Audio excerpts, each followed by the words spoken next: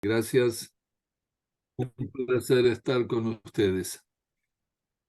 Igual, bienvenido. Bienvenidos a todos. Perfecto. A ver, estamos acá. Puedo compartir, ¿verdad? Ya estoy, Claro, no, sí. aunque me tienen controls. Marco, por favor, Sí, ayúdame con eso.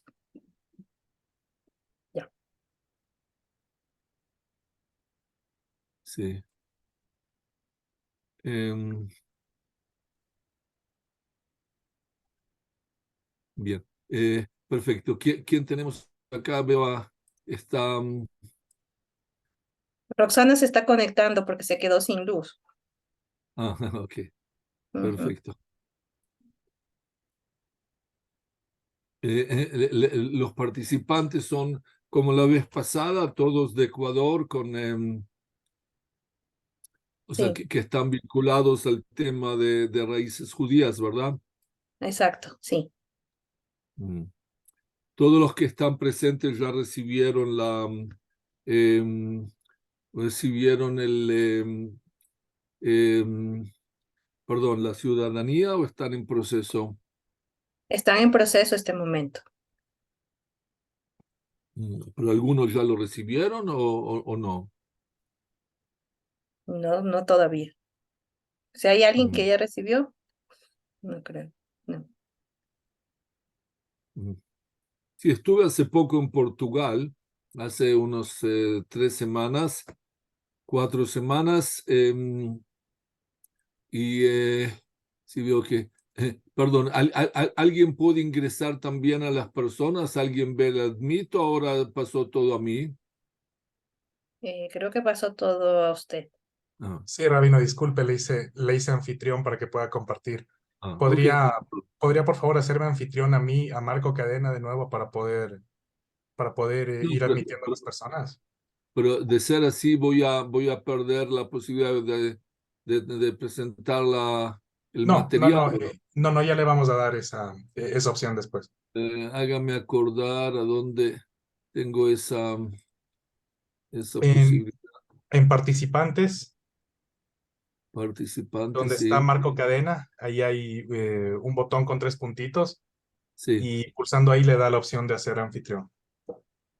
Allow to record, remove, mm, make cost. Listo, muchas gracias. Ya le permito compartir un ratito. Perfecto. Pero otra vez, pero entonces, ¿puedo compartir ahora? Sí, No. sí, sí, sí, sí, en este momento le habilito. Ah, está bien. Todo, muy bien. Bueno, veo que estamos esta vez un poco en un marco más familiar. Sí, sí parece. Muy bien. A la gente le interesa las raíces, no, no otros temas, pero está bien. Rabino, A por ver, favor, ¿me puede confirmar si puede compartir? ahora le digo, creo que sí. Perfecto. ¿Ven la pantalla? Sí se ve, muchas Sí, gracias. Sí. O sea, la mía me refiero, ¿sí? sí. Sí, Sí. La presentación. Bueno, muy bien. Entonces, primero, nuevamente, disculpas, me confundí porque cambiaron el horario hace algunas semanas, se habíamos fijado a las 8 de la noche, entonces me confundí, pero acá estamos. Bien, ¿cómo hacemos? ¿Hay necesidad de apertura o directamente, Roxana o acá el señor Marco, cómo quieren hacer? ¿Vamos directo? Roxana, ¿quieres hablar? Bueno, no, yo creo que ya algunos nos conocemos. También, perdón que acá se me fue justo la luz, así que me tocó correr. Estamos con esto. Y bueno, gracias al rabino que está con nosotros y a todos ustedes que están participando. Bueno, estamos listos para comenzar a escuchar al rabino y después las preguntas que quieran hacer, pues ya lo van manejando ustedes mismos. Perfecto. Gracias, Roxana. Bien, el tema que uno de los temas o el tema que ustedes eligieron para hoy es el tema de comunidades judías remotas o exóticas, para decir así. Yo creo que es un tema interesante, que de ese tema puedo hablar no horas, sino semanas y meses, porque justamente gran parte de mi actividad es viajar a comunidades alrededor del mundo judío, investigar las comunidades, mapear las comunidades, también sacar fotos, películas, estudiar la historia. Entonces, para mí personalmente sí es un tema apasionante y voy a tratar de transmitirles dentro del tiempo disponible algunos ejemplos. Voy a tomar 2 o 3 o 4 comunidades según el tiempo que ustedes dispongan.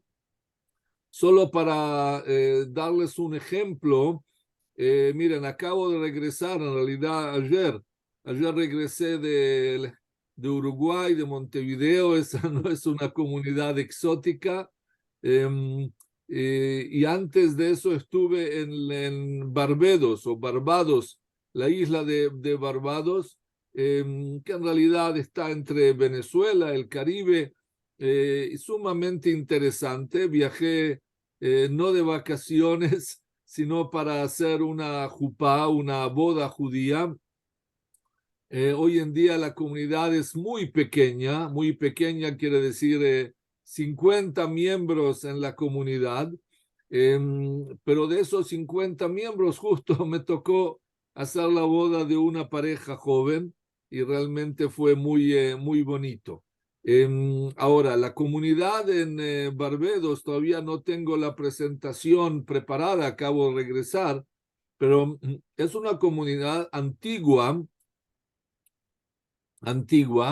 que saben dónde tienen sus raíces, de dónde llegaron los judíos de Barbados. ¿Qué piensan?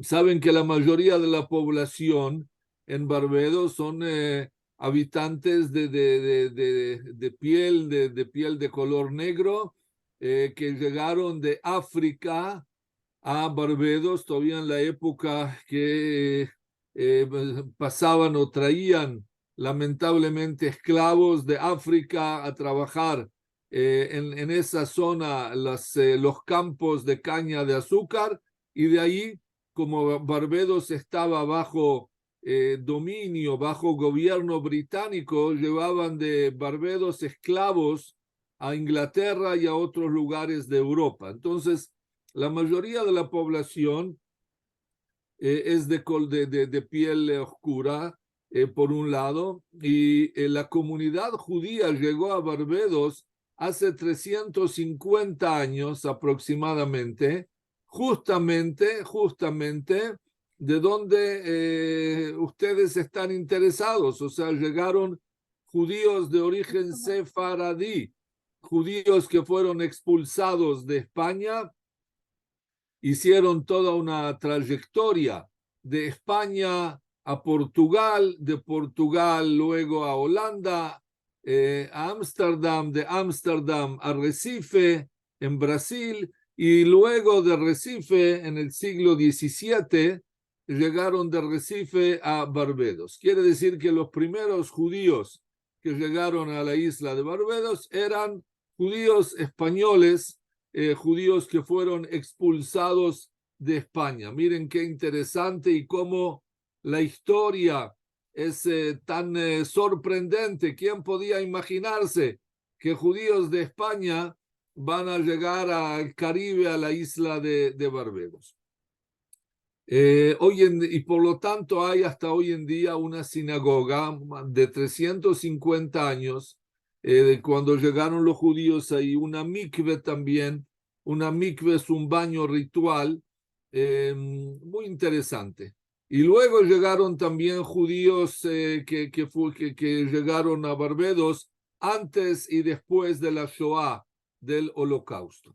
Les cuento solo esto como una curiosidad, porque fue Barbados, que estuve la semana anterior, para mí es el país número 141 que visito.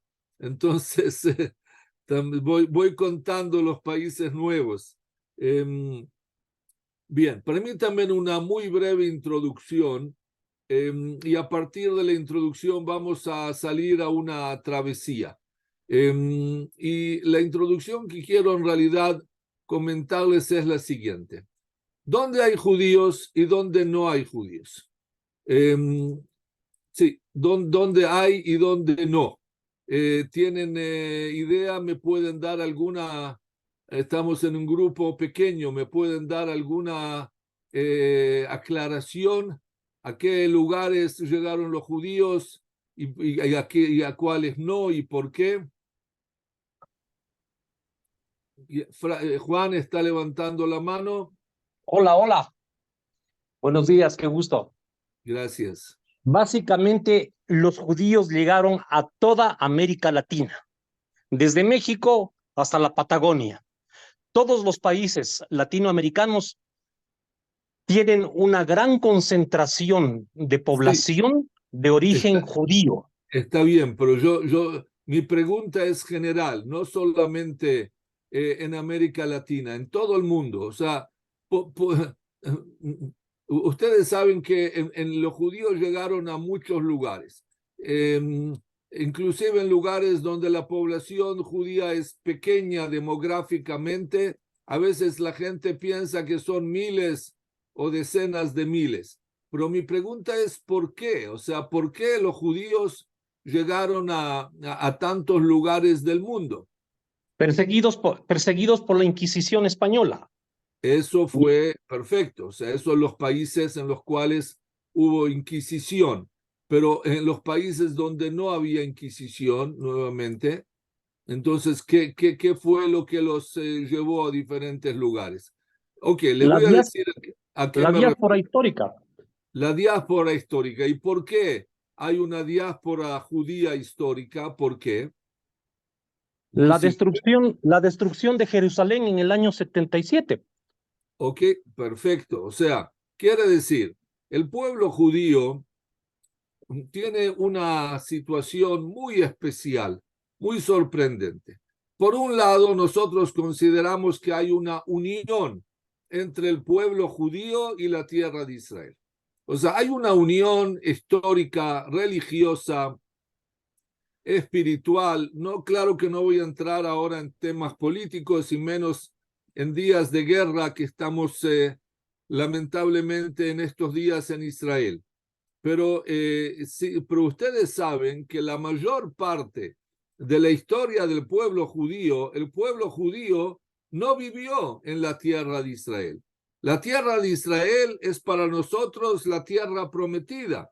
Si vemos en Génesis las promesas de Dios a nuestros patriarcas Abraham, Isaac y Jacob, Dios le promete a los tres la tierra de Israel y la descendencia, el pueblo judío.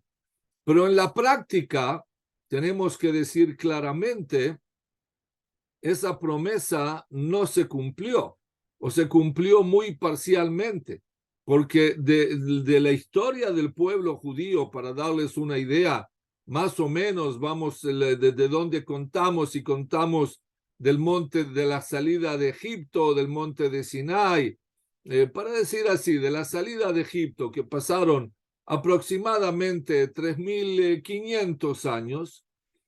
De esos 3.500 años, nosotros vivimos en la tierra de Israel en la época del primer templo, aproximadamente 400 años. En la época del segundo templo, un poco más de, vamos a decir, 200 años. Y ahora 75 años en la tierra, en el Estado de Israel. O sea, en total no llegamos a 700 años en total, en los cuales el pueblo judío como pueblo vivió en la tierra de Israel. Claro que individuos vivían en la tierra de Israel, pero no con un gobierno del pueblo judío, sino bajo otros gobiernos que pasaron siempre por Medio Oriente y la tierra de Israel. Entonces, miren ustedes, la promesa divina que el pueblo judío va a estar en la tierra de Israel se cumplió, vamos a decirlo así, parcialmente. Y eso fue lo que generó las diásporas judías. No digo la diáspora, sino las diásporas. Quiere decir que durante largos años, centenares o miles de años, los judíos vivimos en la diáspora. Lamentablemente no tuvimos nuestro país, no tuvimos nuestro gobierno, no tuvimos un lugar donde crecer y desarrollarnos naturalmente. Y por lo tanto, gran parte de la existencia judía se realizó en la diáspora. Y la diáspora quiere decir en todo el mundo. Si nosotros vamos a repasar casi todos los países que había o hay hoy más bien en el mundo, vamos a ver que casi no hay país en el cual no hubo presencia judía. En algunos lugares más, en otros lugares menos. Les contaba, por ejemplo, de Barbados. En Barbados la población judía era muy pequeña. Nunca llegaron a haber más de 500 judíos y hoy en día hay 50. Pero en otros lugares la población judía fue sumamente importante. Ni que hablar que en España, por ejemplo, antes de la expulsión, los judíos eran números muy grandes. No hay estudios claros de cuál era el número total de los judíos, pero estamos hablando de centenares de miles, y sin duda la concentración principal, el número más grande de judíos en el mundo en la época de la expulsión estaba en España.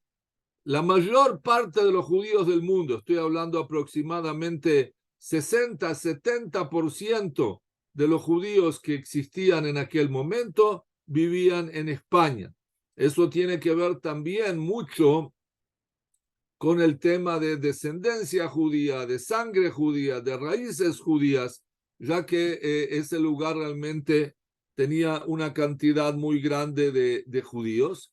Y continuando, terminando esta breve introducción, lo que quiero decir es que el pueblo judío prácticamente creció y se desarrolló en la diáspora. Y por eso yo les puedo, ustedes me pueden decir cualquier país, y si quieren hacemos el intento, y yo les puedo decir cuándo llegaron los judíos ahí, cuántos judíos había, qué tipo de actividades tenían, qué vida cultural tenían, a qué punto estaban o no estaban vinculados a la sociedad local, etcétera, etcétera. Hoy, como les dije, quiero tomar algunos ejemplos para que comprendan la diáspora judía. Voy a tomar un ejemplo antiguo y un ejemplo moderno para comenzar. Y por favor, como siempre, cuando hay presentación, no veo todas las caras de ustedes, los que tienen la cámara abierta, pero por cualquier pregunta que tengan, por favor, me paran y con gusto lo hacemos también como un diálogo compartido. Roxana o Marco, ¿alguna observación hasta ahora o seguimos? Yo, de mi parte, no, habría que ver si la gente tiene alguna pregunta. Yo nada más una pregunta para ver si tiene alguna relación, Rabino. El tema de las tribus perdidas de Israel, no sé si está incluido dentro de lo que usted va a hablar Sí, ahora. sí, o sea, voy a tomar hoy un ejemplo de una tribu perdida, porque tiene que ver también con una comunidad, y en base a eso sí, o sea, el tema de las tribus perdidas es un tema también apasionante que me ocupo hace varios años y lamentablemente no es muy conocido, pero voy a empezar también con ese tema hoy sin entrar en toda la parte bíblica o histórica, sino en forma general. Miren, empecemos primero con sí, esta comunidad. ¿Se ve esta foto con los niños? Sí, se ve. Sí, Sí, ok. pero no sé si no puede ampliar ahí en la presentación, no se puede Sí, ampliar sí, tiene la razón, foto. sí. Sí. A ver, ahora. Ok. Bien, si la primera foto se me escapó un poquito, pero acá está la segunda. Bien, miren, lo que vamos a hacer ahora es hacer una visita, yo diría no turística, sino cultural, histórica, a una de las tribus perdidas de Israel, que es la tribu de Menashe. La tribu de Menashe. Ustedes saben que en la tierra de Israel, en la época bíblica, en la época del rey David, del rey Salomón, vivían 12 tribus, 12 tribus. Y esas 12 tribus estaban divididas en toda la tierra de Israel. Cada tribu tenía su tierra, su parcela, hasta que más o 150 años antes de la destrucción del templo, estoy hablando en el año 586, antes de la era común, el rey babilónico Nebuchadnezzar, que en español es parecido, no me acuerdo cómo se pronuncia. Nabucodonosor. ¿Cómo? Nabucodonosor. Perfecto, Nabucodonosor, el rey babilónico en realidad expulsó a 10 de las 12 tribus de Israel. Y en realidad nosotros hoy nos llamamos judíos porque pertenecemos a la tribu de Judá, ¿verdad? Que fue una de las tribus que no fueron expulsadas. Pero 10 tribus fueron expulsadas. Estamos hablando que ya pasaron 2700 años de hoy en día. Y aún así, esas tribus, por un lado, sabemos que fueron expulsadas, por otro lado, no sabemos exactamente dónde están. Pero sobre algunas de las tribus sí tenemos conocimiento. Por ejemplo, sobre la tribu de Menashe. Y les quiero mostrar qué sucedió. La tribu de Menashe fue expulsada, imagínense ustedes, de Medio Oriente hacia Oriente. No tengo acá el mapa de lo que se llama el Camino de la Seda, pero seguramente ustedes escucharon del Camino de la Seda.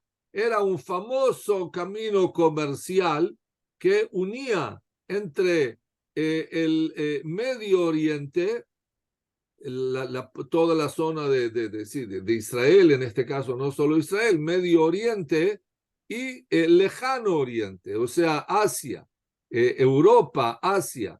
Era un camino por el cual pasaban mercaderías de un lugar a otro. Pueden imaginarse, sobre camellos, no sobre aviones, no sobre barcos. Eran meses y años en los cuales transportaban mercadería. Sabemos que una de las tribus exiliadas, la tribu de Menashe, siguió por el camino de la seda y llegó al final del camino de la seda, que era China. Ven ustedes acá arriba en este mapa que dice China. Ay, no, perdón que le interrumpa, creo que no se está compartiendo bien la presentación, porque solamente vemos una imagen estática de los niños del principio, tal vez. A ver, un minuto, permítame un minuto, quiero...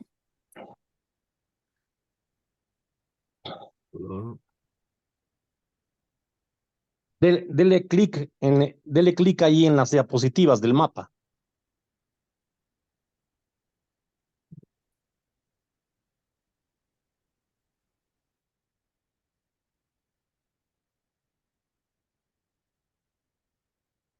Screen. ¿Ven el mapa ahora? No, ahí sí, ahí sí. Sí. Ok. Entonces les India. estaba mostrando que en realidad los judíos de la tribu de Menashe, uno de los, ¿se acuerdan que Yosef, Hijo de José, Manasés. hijos de José, Manasé y Efraín, ¿verdad? José tenía 2 hijos, que esos Manasés 2 y Efraín. hijos entraron dentro de las 12 tribus de Israel. Entonces, sabemos que la tribu de Menasé, en hebreo Menashe, fue expulsada por todo el camino de seda hasta que llegó a China. Ven acá arriba que dice China. En el siglo estuvieron ahí en China hasta el siglo X aproximadamente. Y en el siglo X, el emperador chino en realidad expulsó a los judíos nuevamente. Imagínense ustedes, primero el rey de Babilonia los expulsa de Israel, luego tienen que cruzar todo el camino de la seda, llegan a China, después de 10 siglos, el emperador los echa de China y llegan al sur de China, bajan hacia abajo y llegan al sur, ven un mapa que dice Mizoram, en verde a la derecha, en la frontera con Bangladesh. Mizoram y Manipur. No puedo señalar, me parece, estos dos lugares, pero ven a la derecha Mizoram y Manipur. Ahí llegaron la tribu de Menashe en el siglo X. Acá lo ven en otro mapa también. Miren donde dice Bangladesh, Sí, en el medio, que o en sea, el esa es la Golfo de Bengala. frontera de India con Bangladesh, y a la derecha de Bangladesh, donde dice Aizawl, donde dice Imphal, ahí quedó la tribu de Menashe. Una zona de montaña, ¿se ven las montañas acá? Para saber si pasó, ¿se ven las montañas? No, no pasó. Tiene que bajar usted la presentación a la siguiente diapositiva. Darle un clic. Dele un clic encima de la otra diapositiva. Pero ¿por qué no? No. ¿Se sigue sin ver? No, solo se ve el mapa, el mapa político anterior. Ok, voy a tener que hacerlo de esta manera. Ya se pasó demasiado. Ahora ven el paisaje. Sí, el paisaje sí. Bueno, tengo que dejarlo así, no en grande, pero está bien. Ok, pero ¿logran verlo de esta manera? No, ahí se ve el niño. El niño, está bien, sí, esa es la idea. Bien, miren, como ustedes ven, la fisionomía de la tribu de Menashe, ven estos dos niños, ¿verdad?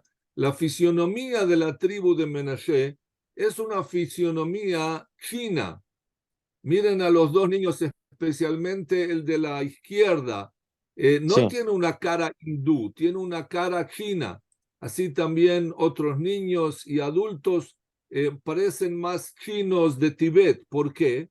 Porque estuvieron en la China y luego pasaron al noreste de la India. Ahora, ¿cómo sabemos acerca de la historia de la tribu de Menashe? Primero les voy a decir, no hay nada escrito. ¿Ven a este señor acá con el chaleco tan bonito? sí. Sí se ve, ¿verdad? ¿Alguien me confirma, por favor? Sí, sí se ve. Sí. Y se Bien, ve. entonces, por ejemplo, este señor que cuando yo lo vi la primera vez ya tenía 80 años, él es uno de los ancianos, vamos a decir, de la tribu de Menashe. Todos mis estudios, todas mis investigaciones sobre la tribu de Menashe es por estudios orales y por personas como este señor que se llama en hebreo Zerubabel, un nombre bíblico, que él sabe contar a sus 80 años cuál fue la historia de la tribu de Menashe. ¿Y cuál fue la historia? Él me contó, así como decenas de otros ancianos, que ellos escucharon de sus padres y de sus abuelos y de sus bisabuelos la siguiente historia, que la tribu de Menashe llegó a China, de China llegó a la India, y en India ellos siguieron viviendo como judíos. ¿Qué quiere decir como judíos? Ellos mantenían las tradiciones de la Torá, del Antiguo Testamento. Por ejemplo, hacían la circuncisión a los hijos el 8º día, no comían animales impuros, no comían sangre, festejaban el Shabbat, el sábado, festejaban las fiestas principales que figuran en la Torá, como Pesach, la Pascua, Shavuot, la entrega de la Torá. O sea, sí tenían las costumbres básicas presentes. Y muy interesante, ellos pensaban que eran los últimos judíos en el mundo. Eran los últimos judíos, estaban seguros de que como fueron expulsados, no hay más judíos en el mundo, sino solamente ellos. Y por eso seguían manteniendo y cuidando las tradiciones. No solamente que cuidaban las tradiciones, sino que ellos tenían en cada tribu, tenían también Kohanim. Kohanim quiere decir sacerdotes, que los sacerdotes habían sido expulsados de la tierra de Israel junto con cada tribu. No sé si ustedes recuerdan, pero originalmente en la época bíblica, recuerdan que había una tribu, la tribu de los leviim, de los levitas y de los sacerdotes, que ellos no tenían territorio, sino que ellos habitaban en el territorio de cada una de las tribus. Entonces, imagínense ustedes, la tribu de Menashe habitaba al norte de Israel y en la zona de ellos había un grupo de levitas y de sacerdotes, que ellos eran, vamos a decir, los maestros, los rabinos, los psicólogos, los que hacían las ceremonias religiosas, y esos mismos sacerdotes fueron expulsados de la tierra de Israel junto con la tribu de Menashe a la China y a la India, y ellos fueron los que ayudaron a cuidar todas las tradiciones. Acá, por ejemplo, vemos algo muy común en la India, que es a un niño cargado en la espalda de su madre, pero si ustedes ven el color de la tela que la madre ata al niño a su espalda, es el color que acostumbramos a usar hasta hoy en día el talet. El talit, si lo vieron, ese manto grande con flecos que usamos en la sinagoga, que también es blanco y azul, así como la bandera de Israel. Entonces, casualmente, en esta zona de la India, todas las mujeres usan específicamente este tipo de tela de color blanco y azul cuando llevan a sus hijos. Algo sumamente interesante es que la tribu de Menashe también acostumbraba a presentar sacrificios. Ustedes saben que en la India nadie presenta sacrificios. Hasta hoy en día pueden viajar por la India y van a ver que hay vacas en las ciudades, en las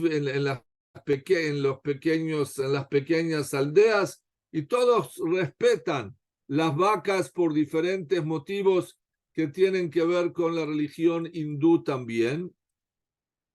Pero en este caso la tribu de Menashe sí acostumbraba a presentar sacrificios animales, así como dice la Torá, así como dice el Viejo Testamento. Eso también es prueba del vínculo de la tribu de Menashe con el pueblo de Israel. Este es un baile tradicional que tiene la tribu de Menashe, en el cual las mujeres tienen vestimentas, faldas bordadas muy bonitas. Los hombres, si los ven acá, los jóvenes están sentados y ellos abren y cierran esos árboles de bambú y las mujeres tienen que bailar en el medio, seguramente algo bastante peligroso si alguna mujer no salta cuando tiene que saltar. Hoy en día, donde vive la tribu de Menashe, hay 40 sinagogas. Imagínense ustedes, 40 sinagogas en las cuales las diferentes comunidades de la tribu de Menashe mantienen sus rezos, sus tradiciones son, claro, sinagogas, vamos a decir, muy simples, pero no importa. Fueron construidas con mucho cariño en las diferentes ciudades y aldeas. Eso es algo realmente muy interesante, que cada comunidad tiene su propia sinagoga. Bien, quiero en este caso comentarles qué sucede con la tribu de Menashe hoy en día. Primero, hoy en día ya hay en Israel aproximadamente 5.000 miembros de la tribu de Menashe. Durante los años logramos que puedan hacer aliyá, que puedan emigrar a Israel, y hay 5.000 viviendo, trabajando, estudiando, haciendo el servicio militar en la tierra, en el Estado de Israel. Y aún hay todavía como 10.000 que viven en los dos estados de Mizoram y de Manipur, y en esos estados ellos también, y en esos estados ellos siguen manteniendo sus tradiciones. Como les decía, es un ejemplo. Quiero ver si podemos acá escuchar alguna plegaria. A ver. Bueno, acá es el medio de transporte en la India. Se ve la bicicleta, ¿verdad? Sí, se ve. Sí, ok.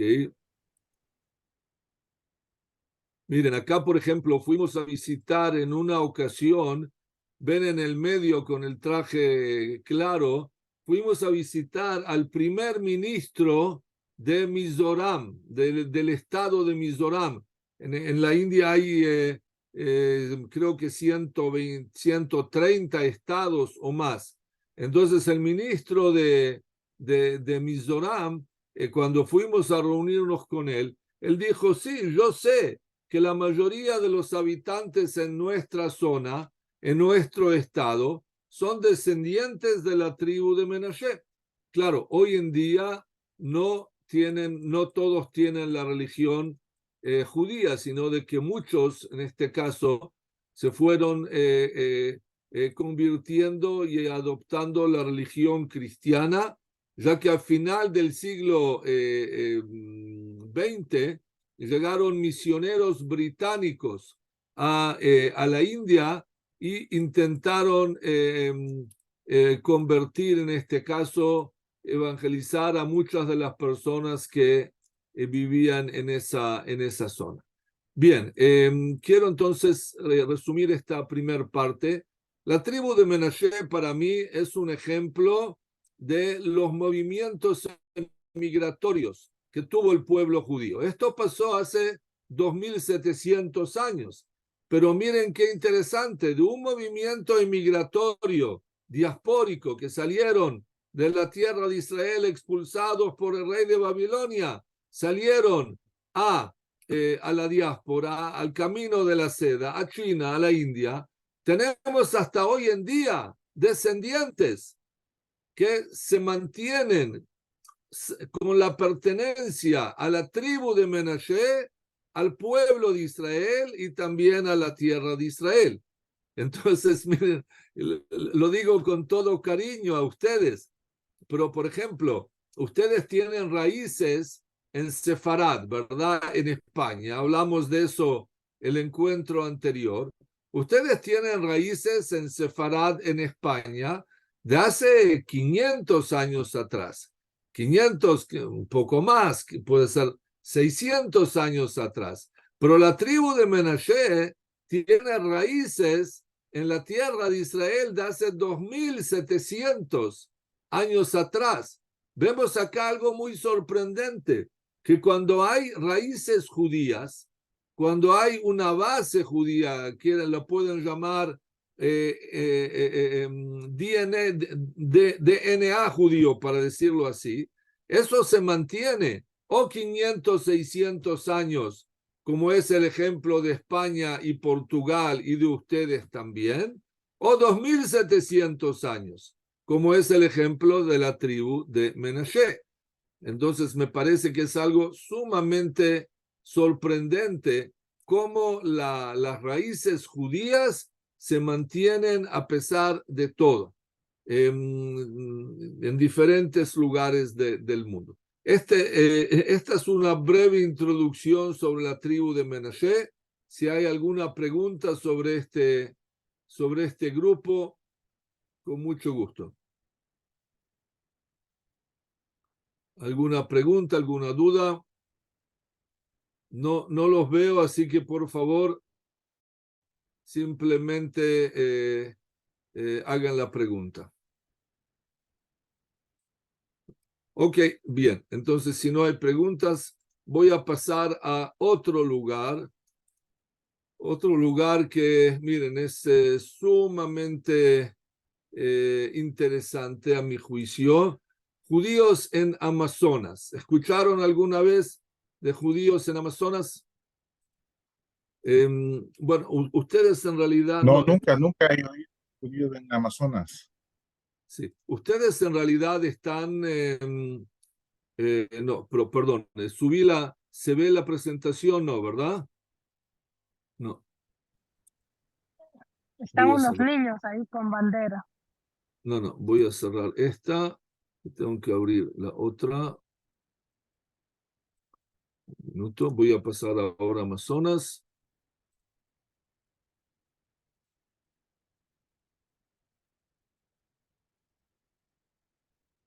Ok, se ve ahora sí ven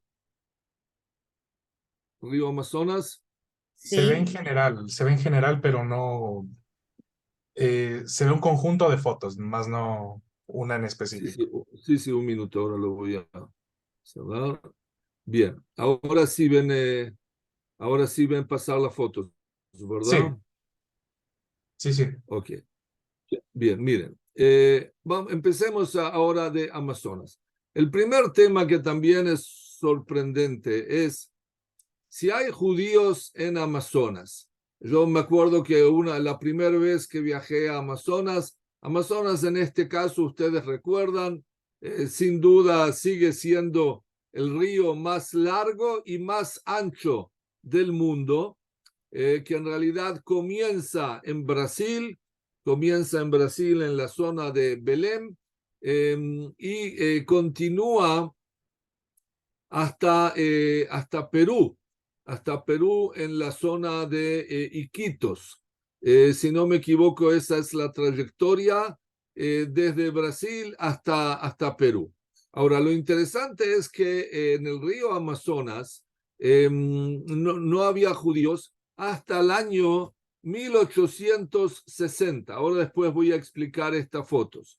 ¿Y qué sucedió? Que en el año 1860 empezaron a llegar judíos a Amazonas, específicamente a la ciudad de Belém. Y nuevamente, disculpen que les haga exámenes, pero solo para que vean qué interesante. ¿Saben de dónde llegaron los judíos a Amazonas? Desde Brasil. De Brasil. Bueno, no, Amazonas me refiero a Brasil. O sea, ¿de dónde llegaron a Brasil? ¿De dónde llegaron?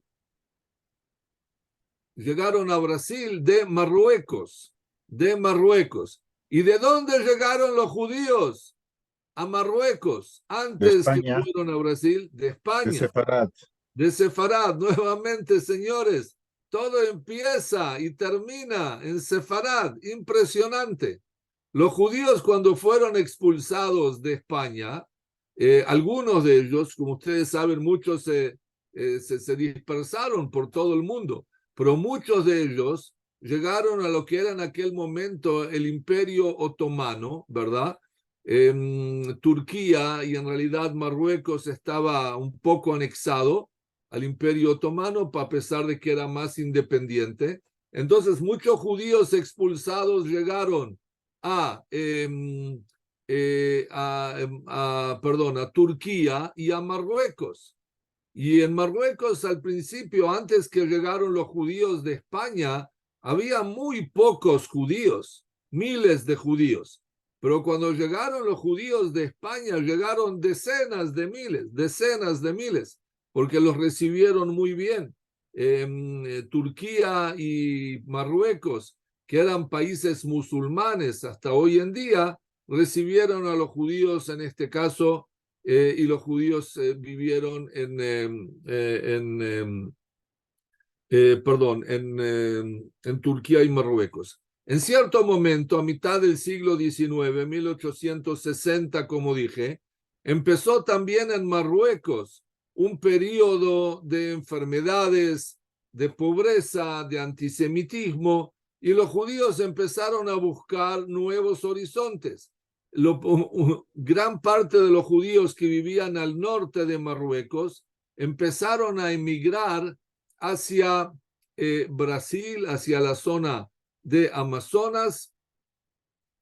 Esa fue la primera emigración, claro que se iba en barco, pero en barcos en realidad ellos llegaban a Amazonas, a la ciudad de Belén. ¿Por qué eligieron viajar a Amazonas? Amazonas era un lugar, saben, con mucho calor, enfermedades, etc. Pero primero tenían los judíos de Marruecos, hablaban ladino, ¿verdad? Hablaban español todavía. Entonces, el portugués les era relativamente más fácil y cercano. Y segundo, y acá está el punto principal, a ver, se ve, ven esta, perdón, un minuto, ven este árbol que voy a mostrar ahora, ven este árbol. Sí se ve. ¿Cómo? Sí se ve el árbol. Ok, este árbol, ¿saben qué es esto blanco que hay en el árbol? Látex. Látex, caucho. En esa zona, o sea, en todo Amazonas, empezaron a trabajar los árboles de caucho, de los cuales se producía la goma. Era un trabajo muy difícil, había que sacar el caucho así de poquito, de día, de noche, hasta que se llegaba a armar estas pelotas, vamos a decir, de goma, y luego se exportaban. Entonces, ¿qué sucedió? Que los judíos trabajaban ahí. Ven acá, por ejemplo, esta foto es de judíos que llegaron de Marruecos. Son judíos marroquíes que llegaron a la selva amazónica. Primero llegaron familias y luego llegaron también jóvenes. Llegaron jóvenes a trabajar y esos jóvenes se quedaron a vivir en la selva amazónica. O sea, que trabajaban 3 meses, 6 meses, juntaban el caucho, lo enviaban a los puertos y luego regresaban a sus casas. Era una forma de ganar dinero, indudablemente. Ahora, les voy a contar 2 cuentos que para mí son muy importantes, pero también muy tristes. ¿Les puedo contar los 2 cuentos? O la primera pregunta es si hay acá alguien que es menor de 18 años, fuera de las mujeres que siempre lo son. Pero ¿hay alguien menor de 18 años? No creo. Aparentemente no. Ok, entonces, ¿por qué se los pregunto? Ahora cierro un minuto la presentación. Les voy a decir por qué. Porque hay acá 2 cuentos que, como dije, son muy importantes, pero también muy tristes, muy tristes. El primer cuento es el siguiente. Cuando llegaban los jóvenes marroquíes a trabajar en la selva amazónica, entonces, claro, eran jóvenes, no eran solteros, solo hombres, no venían mujeres a trabajar en la selva. Entonces, ¿qué sucedía? Que los hombres iban, como se dice, de puerto en puerto, como los marineros, para juntar la goma, el caucho, y en cada lugar, disculpen, pero dejaban hijos. No se casaban con las mujeres que vivían en Amazonas, pero dejaban hijos. ¿Cómo puede ser que dejaban hijos a pesar de que no se casaban con las mujeres? Bueno, como rabino puedo decir que era por milagro. Si ustedes tienen otra interpretación, cómo eso sucedía, lo pueden también pensar. Pero entienden, en la práctica, o sea, los jóvenes tenían relaciones con las mujeres locales y dejaron cantidades de hijos en la selva amazónica. Cantidades, estoy hablando que durante los años que estaban, hay una investigación, un libro que se llama La selva amazónica, del profesor Samuel Ben-Shimol, de la Universidad de Manaus. Y en este caso el profesor Ben-Shimol llegó a la conclusión que cada joven judeo marroquí dejó en la selva amazónica más de 20 descendientes. Increíble, increíble, ¿verdad? Ahora, ¿por qué este tema es interesante? Porque acá vuelvo otra vez, quiero vincular otra vez este relato con el tema que les interesa a ustedes, el tema de las raíces. ¿Qué pasa? Un joven judío marroquí dejaba en la selva amazónica, supónganse, 20 descendientes.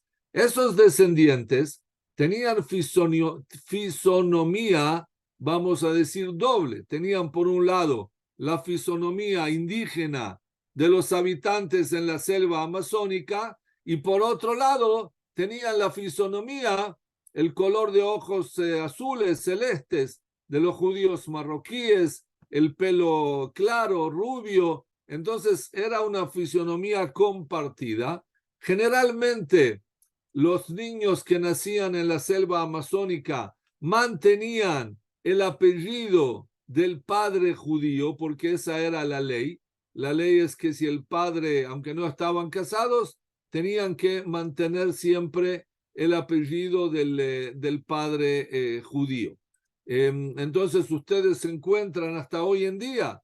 Yo estuve la última vez hace como 6 años en la selva amazónica. Ustedes se encuentran a personas que se llaman Ben Shimol, Ben Zaken, Cohen, apellidos judíos, pero que no tienen identidad judía, pero tienen raíces judías, ¿verdad? Tienen el DNA judío, tienen sangre judía.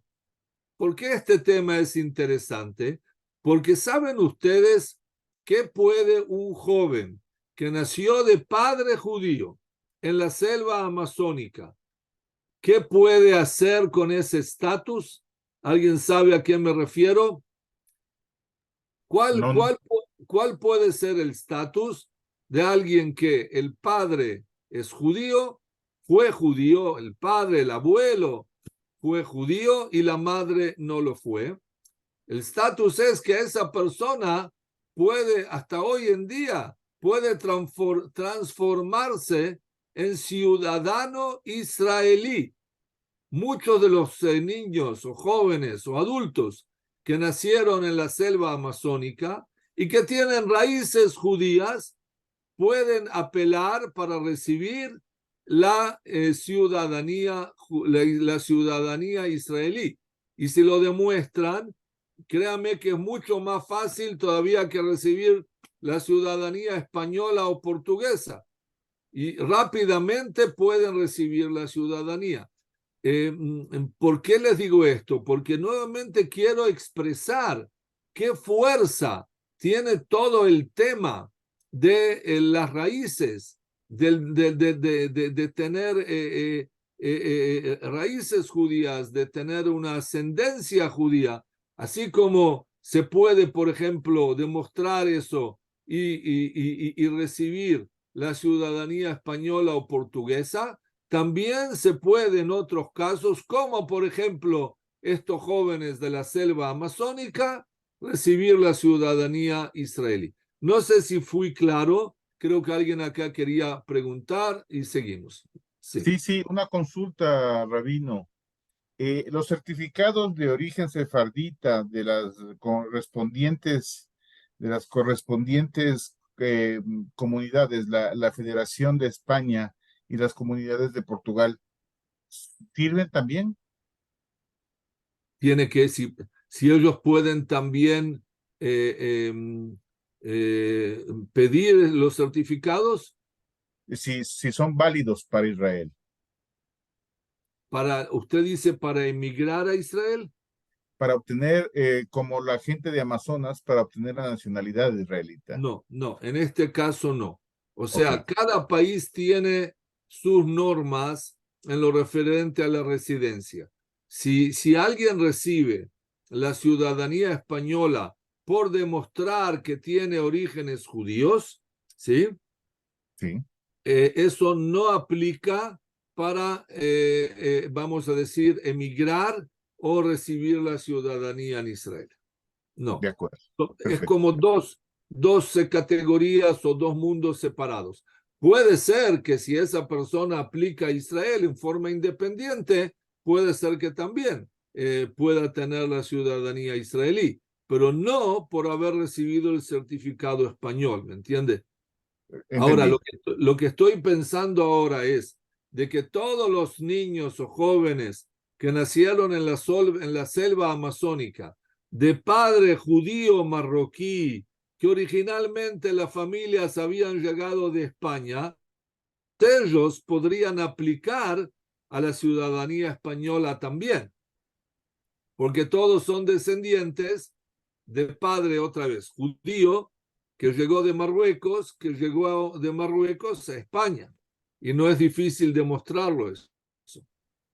Bueno, en este caso, para los casos de España y Portugal, es necesaria documentación. O sea, hacer un seguimiento generación por generación debidamente documentado, con por lo menos 2 documentos por generación. Sí, entiendo. No, o sea, tiene razón que en la práctica puede ser que especialmente por haber estado en un lugar así no tan civilizado, para decirlo así, como es Amazonas, puede ser que no se tengan todos los documentos, pero digo como idea, o sea, como idea Sí. sí se podría demostrar. Miren, nosotros en España todavía no se está usando eso, ni en Portugal, pero en Israel sí, por ejemplo, ya empezamos a usar todo el tema de exámenes genéticos para demostrar también el origen judío. No me acuerdo si hablé con ustedes de ese tema a la vez anterior. Es un tema para toda una conferencia, pero sí se están aplicando los exámenes genéticos como para mostrar las raíces judías de una persona. El tema es que eso no aplica para España y Portugal, como para demostrar, sino que, como usted dijo, señor Mauricio, hay que traer documentos. Pero Así es. quien es profesional en la parte de ciencia y sabe la fuerza que tienen los exámenes genéticos pueden demostrar en forma muy clara el origen judío, a veces más que documentos. Pero Claro. está bien, Pero no es depende esa depende de la legislación de cada estado, claro. Sí. Bien, entonces miren, lo que hicimos fue en realidad primero ver una comunidad antigua de 2700 años, la tribu de Menashe, y luego ver una comunidad más moderna en la selva amazónica a partir del año 1860, 1900. Se forma una comunidad judía en Belém. Vieron antes las fotografías de la sinagoga en Belém. Y ustedes ven de que las dos comunidades, tanto la tribu de Menashe como los judíos de Amazonas, constantemente dan vueltas. La tribu de Menashe salió de Israel, llegó a la China, de China a la India, de India muchos llegaron a la tierra de Israel. Los judíos de Amazonas empezaron en España, se fueron a Marruecos, de Marruecos a Brasil. O sea, hay un movimiento constante que, como les dije al principio, yo creo que esa es una de las características del pueblo judío, Quiero finalizar, si quieren puedo mostrar otro ejemplo, pero acá quiero finalizar con una idea que espero me sepan entender. Miren, en muchas ocasiones se dice que el pueblo judío es un pueblo errante, ¿verdad? O sea que va de lugar en lugar, a veces es expulsado, a veces es echado de lugar en lugar. Ahora, ser un pueblo errante, como ustedes saben, no se considera una gran bendición. Cada uno quiere tener su casa, su patria, su estado, su gobierno. Ser errante no es una bendición generalmente, y muchas veces otras religiones ven esa realidad del pueblo judío que es errante como algo que no es una bendición, al contrario. No es una bendición tampoco porque, ¿qué sucede cuando el pueblo judío es un pueblo errante? Siempre es una minoría dentro de la mayoría. Si nosotros estamos, no importa, en España era diferente, pero hoy en día no importa si hay judíos que viven en Inglaterra, que hay una comunidad muy grande, relativamente, 250.000 judíos. Está bien, pero 250.000 judíos siguen siendo minoría dentro de las decenas de millones de británicos que viven en Gran Bretaña, y así lo mismo en otros países, sea en Ecuador, o sea en Perú, sea en Uruguay, que acabo de regresar. Ok, en Uruguay hoy hay 15.000 judíos. Cuando yo fui rabino en Uruguay había 30.000 judíos, pero la población total es de 3 millones de judíos. Entonces siempre los judíos, cuando están en un proceso inmigratorio, son minoría, y eso no es una situación ideal, porque de ser así nosotros no podemos tener nuestro propio desarrollo, para decirlo así. Por lo tanto, yo personalmente siempre prefiero hablar no del judío errante, sino yo acostumbro a decir el judío global, el judío que es parte de un mundo globalizado. Porque claro, ¿qué pasó durante las generaciones? Que como el judío no tuvo su propio estado, entonces el judío se transformó en ciudadano del mundo. Miren ustedes qué término inventé. Es un invento mío. El judío es un ciudadano del mundo. Quiere decir que en cualquier lugar del mundo donde vive el judío, a pesar de que es errante, pero tiene que sentirse ciudadano. Si vive en Ecuador, ok, perfecto, ciudadano de Ecuador. Y ciudadano de Ecuador no quiere decir solamente tener pasaporte ecuatoriano. Quiere decir cantar el himno ecuatoriano y tener orgullo de ser judío y ecuatoriano y judío. Pero de todos modos eso genera, como les digo, una situación un poco especial en la vida del pueblo judío. O sea, eso nos vuelve un poco, somos ciudadanos del mundo global, pero tenemos identidad también judía, y eso a veces genera algunas confusiones o una doble identidad, ¿verdad? Pero ese es el desafío del mundo judío. Sí. Bien. Rabino, Sí, ahora sí, preguntas, observaciones yo, de lo que logré transmitirles o no. Sí, Rabino, yo. sí, Juan. Ya, muchas gracias por la disertación. A ver, aquí tenemos que diferenciar dos cosas reales.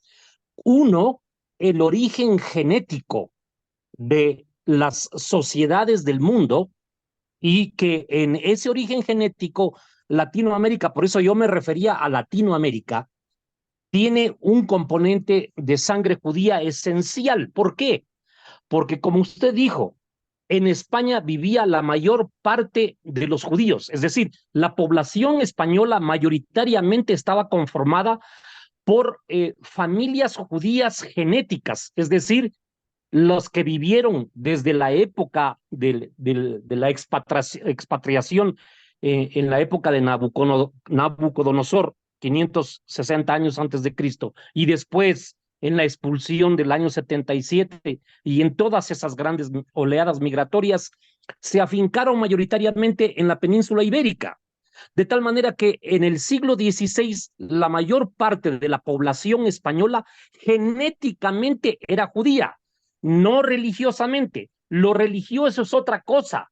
Lo importante, a mi modo de ver, es que los individuos se correspondan, se originen genéticamente en el pueblo judío.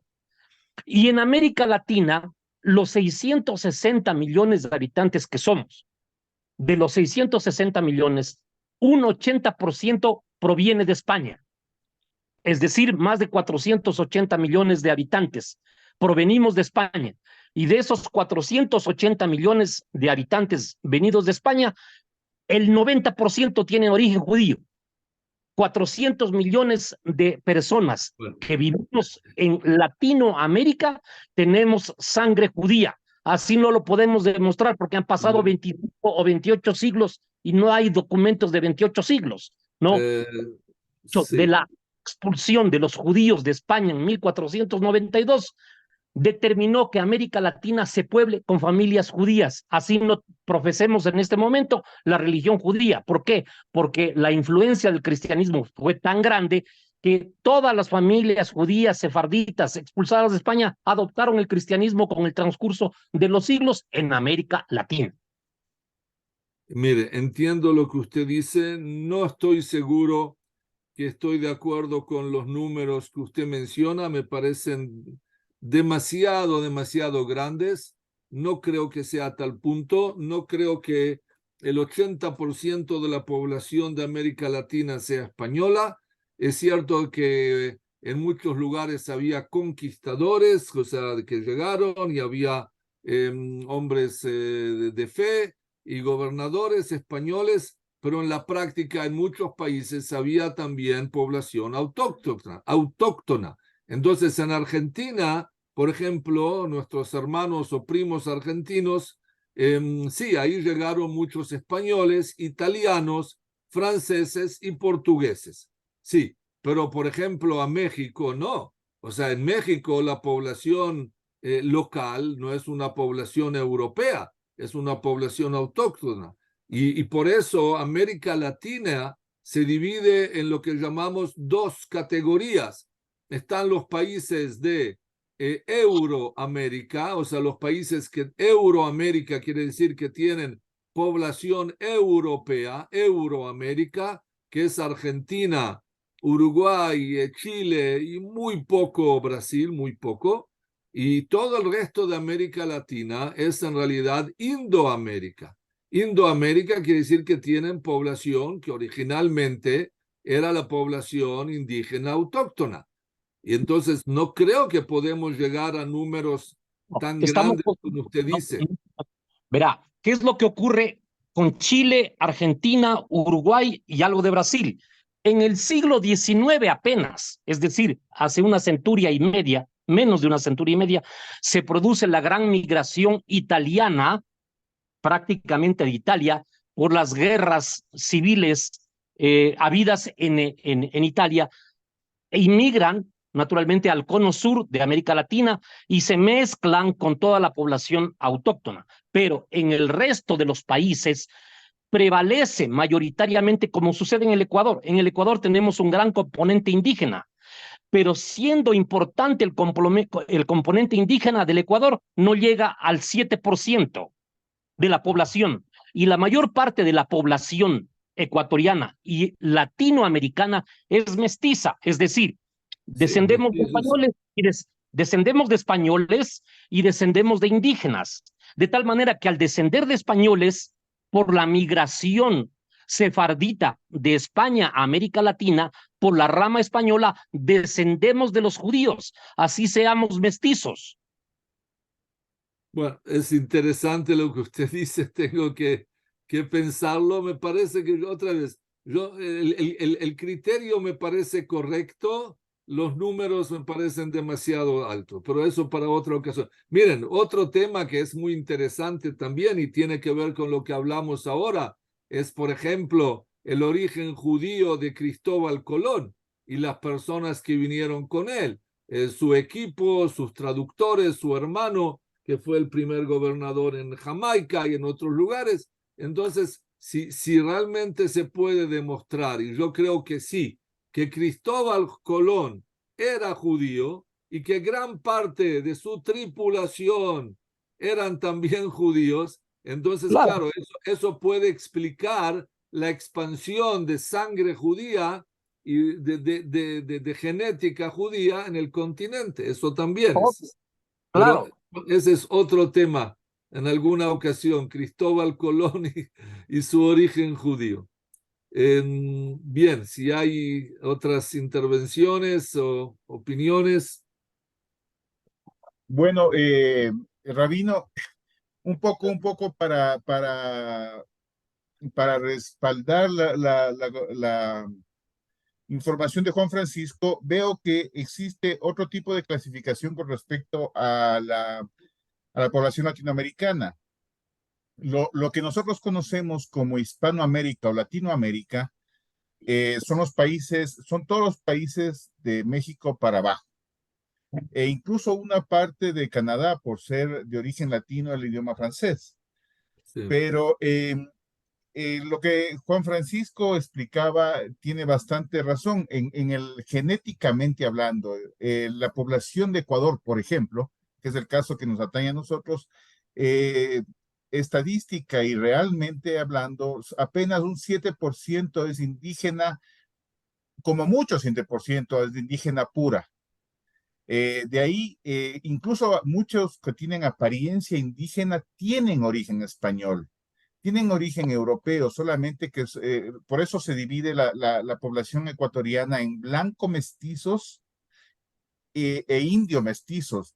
Mientras más es el porcentaje blanco, son blanco mestizos, y mientras más es el porcentaje indígena, son indio mestizos. Y usted puede visitar una población donde encuentra solamente indios, entre comillas, pero también tienen algún porcentaje de sangre europea. Muy bajo, sí, así como muchos blancos tienen un porcentaje muy bajo de sangre indígena. ¿Qué es lo interesante de estos análisis? Le digo, como Juan Francisco y yo somos historiadores y genealogistas, y resulta que ese porcentaje bajo de sangre española que tienen muchos indígenas, al menos en Ecuador, les asignan, así sea una gota, así sea un gen de sangre judía. Entonces, eso es lo interesante, pues los judíos llegaron a la península ibérica bastante temprano, incluso antes de los godos y los árabes. Entonces, sí, eso comparte, reparte un poco la sangre judía en más gente de la que se puede uno imaginar. Pero Mauricio, explíqueme un minuto. ¿Cuál es la visión de ustedes? O sea, ¿qué quieren lograr? Si ustedes llegan a la conclusión que en América Latina hay un poco o mucho de sangre judía, por los españoles, por los mestizos, etc. Pero entonces, ¿qué quieren lograr? ¿Qué quieren demostrar con esa tesis? No, el asunto es sencillamente demostrar lo que en algún momento Vasconcelos llamó la raza cósmica, el crisol de las razas. Eso sí, claro. Sencillamente tenemos una variedad de aportes genéticos que sí se pueden medir genéticamente, sí se pueden, con los actuales estudios. Por ejemplo, a mí me sale 2% de sangre judía, y eso que según los estudios debe ser superior, según los estudios documentales. Y sabemos también que las bases de datos genéticas no son absolutas ni son perfectas. Entonces, poco a poco iremos definiendo estos asuntos. No es demostrar una teoría ni demostrar un concepto, sino es la realidad. Nos va demostrando, los documentos y las investigaciones nos van demostrando que a veces tenemos una serie de prejuicios que se van descartando gracias a las investigaciones, más allá de la tradición oral. Sí. No, me parece muy interesante lo que ustedes plantean, Juan y Mauricio. Aún así, creo que algo mencioné la vez pasada también. Yo hago una diferencia entre los diferentes orígenes judíos. O sea, es diferente ser judío, tener sangre judía, tener Así es. genética judía, tener raíces judías. O sea, no es todo lo mismo. ¿Por qué digo eso? Así es. De Porque, por acuerdo. ejemplo, en América Latina, claro, si ustedes dicen, bueno, los españoles tenían sangre judía y los españoles que llegaron a América Latina tienen sangre judía, se casaron con indígenas, tuvieron hijos, hijas, mestizos, entonces Precisamente. cada mestizo tiene un poco de sangre judía. Puede Claro. ser, pero no estamos seguros. Aparte que en este caso sería por medio del padre o la madre español, a diferencia de otros lugares en América Latina que sin duda hay sangre judía. Por ejemplo, Así es. Así es. No, si en eso estamos de acuerdo, tomamos Rabino. Colombia, la zona de Antioquia, ¿verdad? En la zona de Antioquia, tengo acá bibliografía en en mis libros, la zona de Antioquia en Colombia es una zona que llegaron judíos después de la expulsión, no inmediatamente en el siglo XV, más adelante, pero llegaron judíos. Entonces, esa es sangre judía que sí, se juntó, vamos a decir, con familias y personas locales, pero es más que personas que llegaron de España. En Portugal, por ejemplo, sabemos que hay más sangre judía en Portugal que en España, porque en España los judíos fueron expulsados y en Portugal no fueron expulsados, sino el rey Fernando, antes de Carlos, decidió convertirlos. Entonces quiere decir que la sangre judía quedó dentro de Portugal, con los nuevos cristianos, etc. Entonces, a mi juicio, hay más sangre judía hasta hoy en día en Portugal que en España. Bueno, sí, así es. De todas maneras, los judíos llegaron a la península ibérica a principios del milenio y dejaron mucha descendencia. La intensidad bajó en España y subió en Portugal gracias a esa conversión, a la conversión generalizada que el rey Juan le hizo. Y sí, no, usted tiene completa razón. No estamos queriendo demostrar que somos judíos, sino que tenemos raíces judías, que es No, al diferente. contrario, por eso estoy con ustedes. Si no fuera que tienen raíces judías, me piden todos los días conferencias y digo, no tengo tiempo, pero como ustedes son parte de la familia, entonces claro que es un placer estar y por eso, ¿sabe? Esa es una de las características judías también, discutir, analizar, tener así diferentes opiniones, eso es lo bonito. Qué bueno que nos cuenta eso, Rabino, porque mi mujer va a entenderme más ahora. Espero que así lo tenga. Muchas gracias, muchas gracias. Perfecto. Bueno, muy bien. Hoy fue un tema un poco diferente. Lamento pues que tenemos que probar antes la presentación para ver que esté todo bien. Y con mucho gusto seguimos en contacto en el futuro. Si hay temas, Disculpe, Rabino, una disculpa que no nos corresponde a nosotros. Resulta que en Ecuador tenemos en estos días cortes de luz, cortes de electricidad. Entonces, mucha gente nos ha escrito pidiendo disculpas porque no se puede conectar.